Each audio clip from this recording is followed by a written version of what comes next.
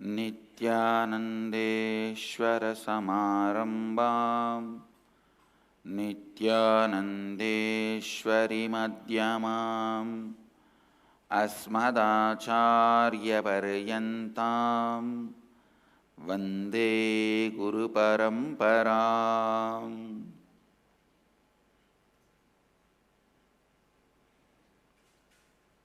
I welcome all of you with my love and respects. I welcome all the devotees, disciples, Samajis, Satsangis, Shri Mahants, Mahants, Kotari, Tanedar,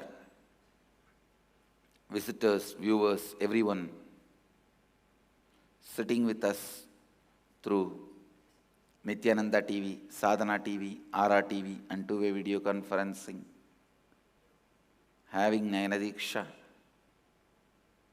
cities sitting with us, having Nayana Diksha in two-way video conferencing, Houston Adinam, Singapore Adinam, Puduvai Adinam, Manhattan, New York Varanasi, Calgary Amarnath, Charlotte Srisailam, Trinidad Tobago, Los Angeles Sherman Oaks, China, Hong Kong, Sirgari, Los Angeles Adinam, St. Louis Adinam, Alice Springs, Australia, Oklahoma Adinam, Ohio Adinam, Mill Valley Vairavan Goyil, San Jose Adinam, New Jersey Omkareshwar, Seattle Adinam, Toronto Adinam, Ohio Adinam, Oklahoma Adinam, Kuala Lumpur Adinam, Vancouver, Bhubaneswar, Thiruvanmiyur Adinam, and some more cities are joining. I welcome all of you with my love and respects.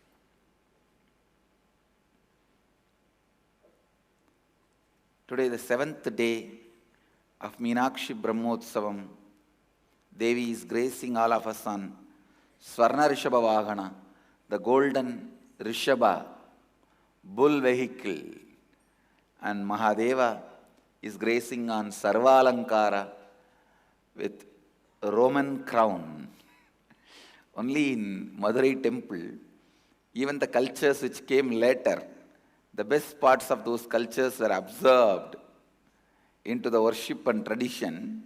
So the crown he is wearing is actually a Roman style crown.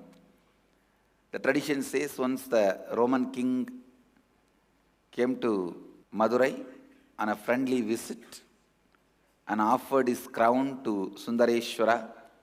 From that time, the tradition of putting Roman crown on Sundareshwara exists, and still the original crown is there in the temple as it is. It's maintained and preserved. Still Sundareshwara uses that crown once in a while. And let's receive their grace on this day.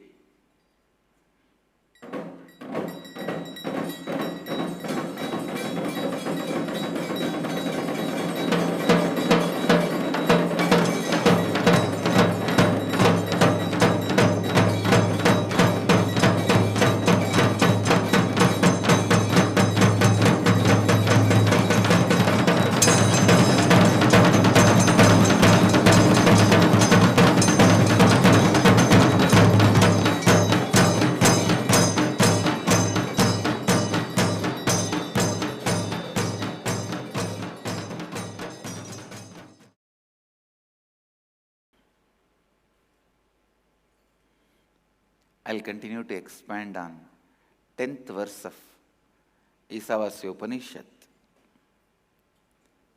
Anyadevahur vidyaya anyatahura vidyaya idi shushrumadhiranam yenas tat vichachakshire.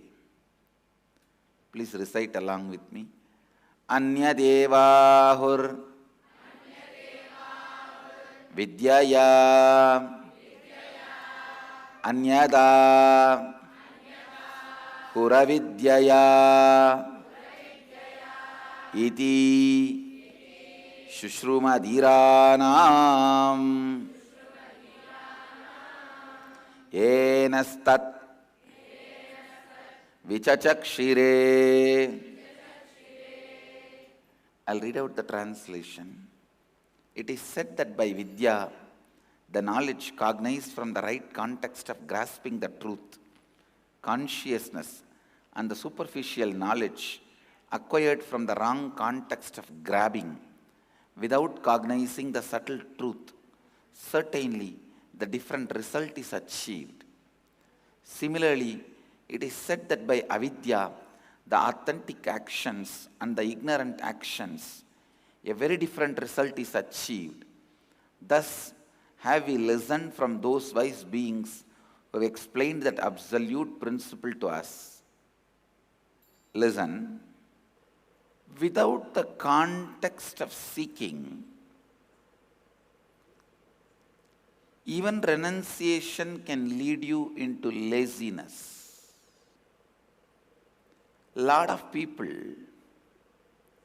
talk as if they are renouncing just to justify their laziness, dumbness, stupidity.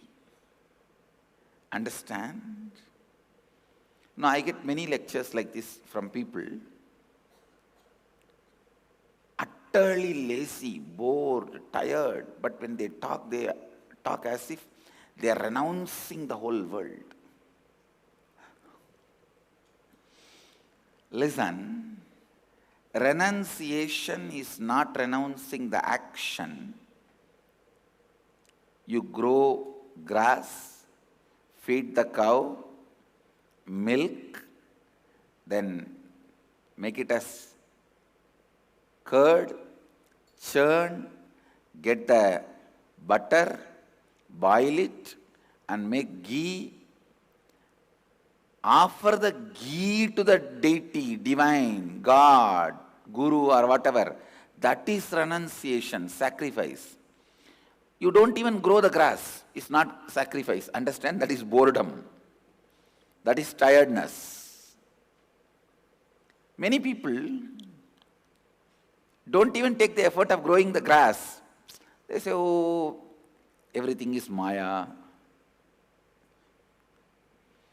Without understanding the context,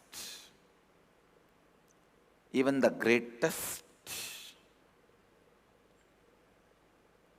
truth can be missed, misused. Missed and misused. Seeking, honest seeking, authentic seeking, being integrated to your seeking is one of the most important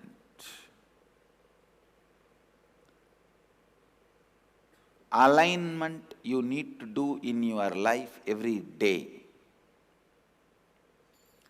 Because it is only by seeking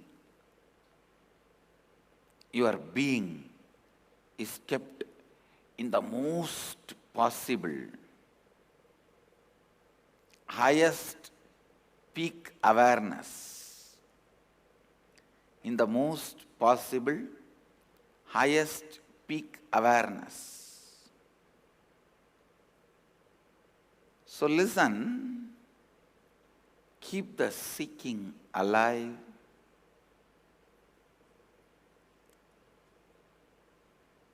Let the seeking become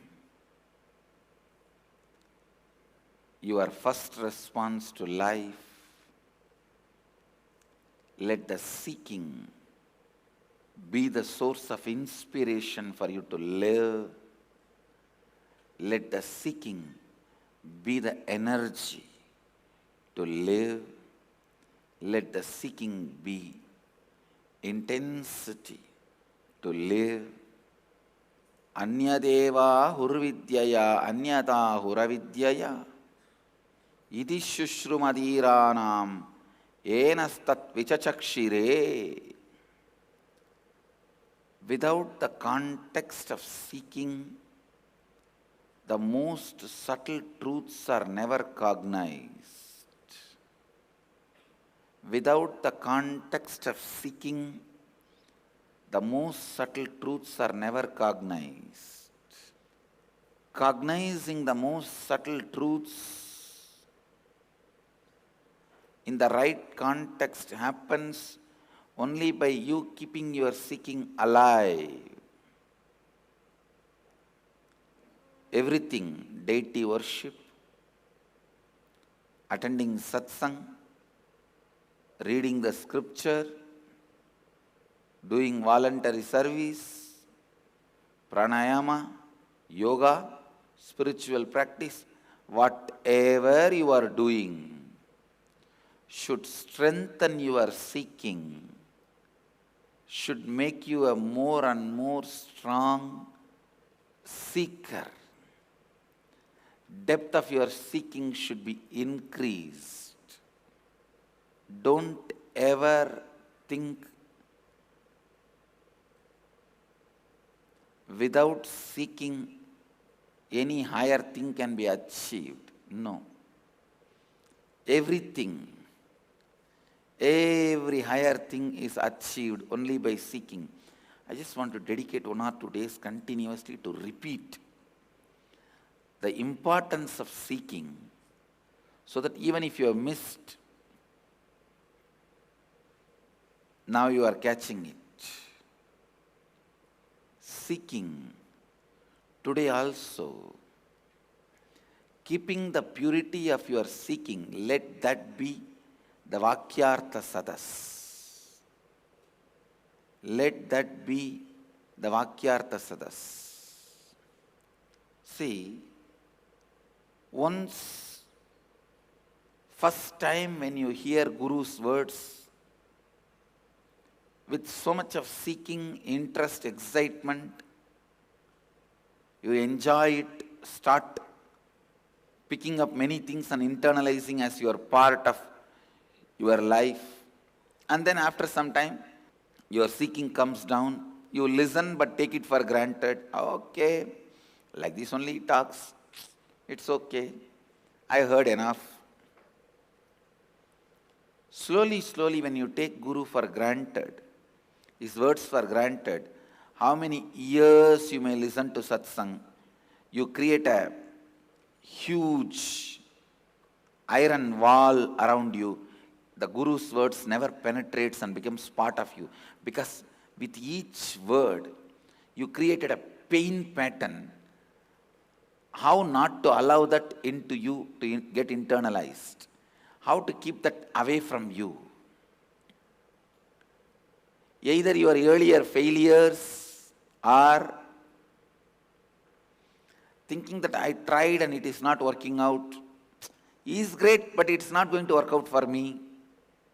Developing some of these kind of patterns, thought trends, and seeking is also when it is lost. Even if you live around the master for years, listening to satsang for years, nothing happens to you. You have become a dangerously untrainable, non-transformable. Understand? Taking the master's words for granted, not taking them into your heart and making your life aligned to it, not using the words of the master and reinventing your life and re-strategizing is the worst thing can happen to you, because, listen, because other than the master's words, there is no anchor available to planet Earth.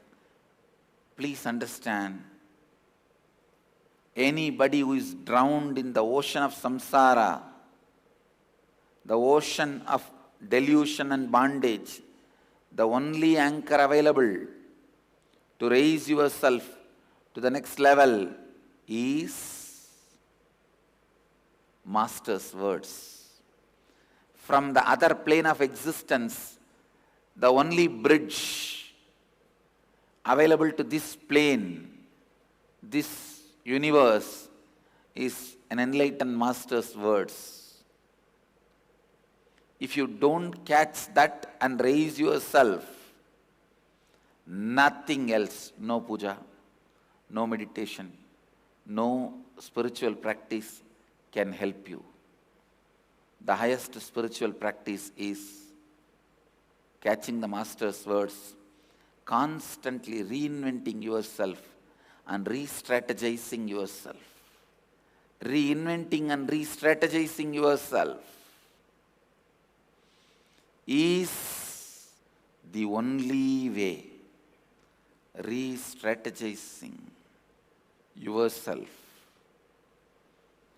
with every Master's words, reinventing yourself with every word of the Master is seeking. If your seeking is alive, you will go on reinventing yourself. You will raise yourself by yourself. You will be so alive, so active. Understand? You will be so brilliant, so energetic. Because seeking is the most powerful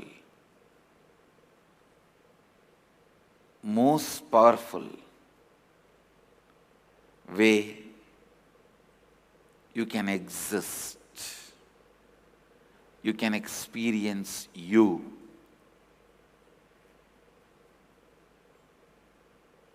So again, the subject for today's Vakyartha Sadas, I wanted it to be keeping your seeking pure and how not to take Master's words for granted.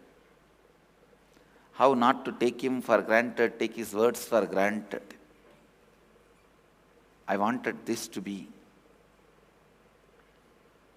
your subject for Vakyartha Sadas today.